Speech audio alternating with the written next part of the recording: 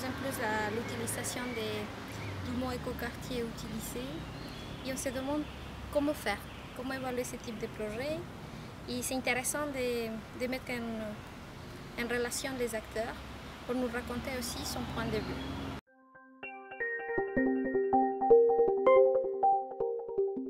Ce que l'on va attendre d'un écoquartier, c'est justement, du point de vue urbain et paysager, tout ce qui va échapper à cette idée de performance.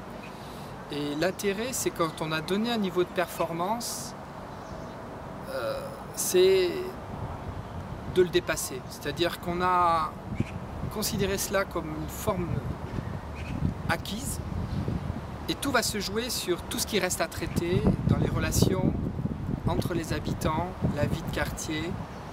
Et c'est ça qui, je pense, est le plus intéressant dans une démarche d'écoquartier, c'est que on crée un socle de performances qui vont alléger, nous rendre moins pesants sur le quartier, pour nous rendre plus libres, pour faire tout ce qui ne se mesure pas, tout ce qui ne se quantifie pas et tout ce qui fait la qualité de vie du quartier.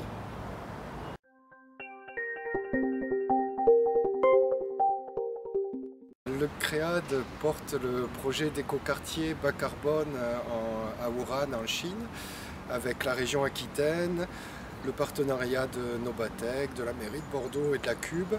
Notre rôle là-dedans, c'est de pouvoir identifier les compétences d'entreprises aquitaines en termes de construction durable et d'aménagement durable, aussi bien dans le domaine architecture, ingénierie, mais aussi technologie, dans le but de pouvoir exporter ces compétences à l'étranger, et notamment sur le marché chinois, à travers cette première réalisation. Donc le rôle du CREAD est vraiment d'arriver à coordonner ce volet entreprise et de faire le lien avec nos partenaires chinois sur le projet.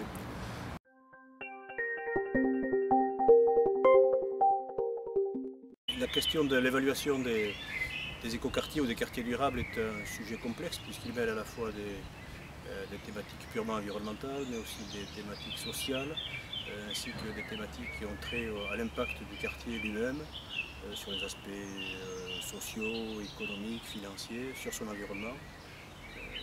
Donc il y a un réel besoin actuellement d'évaluer les écoquartiers.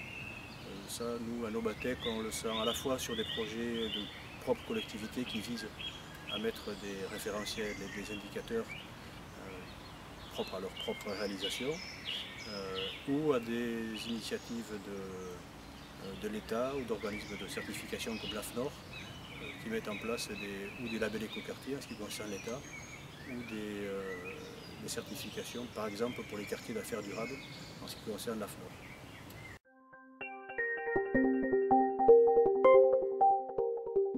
On a créé Nest car on est parti d'un constat à travers les diverses activités de Nobatec en construction et aménagement durable.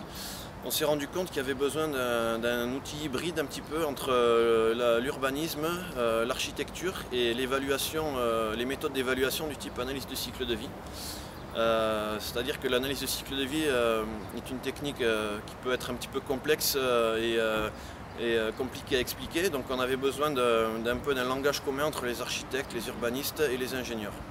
La valeur ajoutée de ce produit, c'est qu'il peut être utilisé dès les phases précoces des projets, par exemple les phases AVP, mais ne se contente pas de définir les objectifs, il permet également d'évaluer le projet. Et voilà, donc on peut également dire que c'est un outil simple d'utilisation, mais qui peut permettre d'évaluer des projets assez complexes.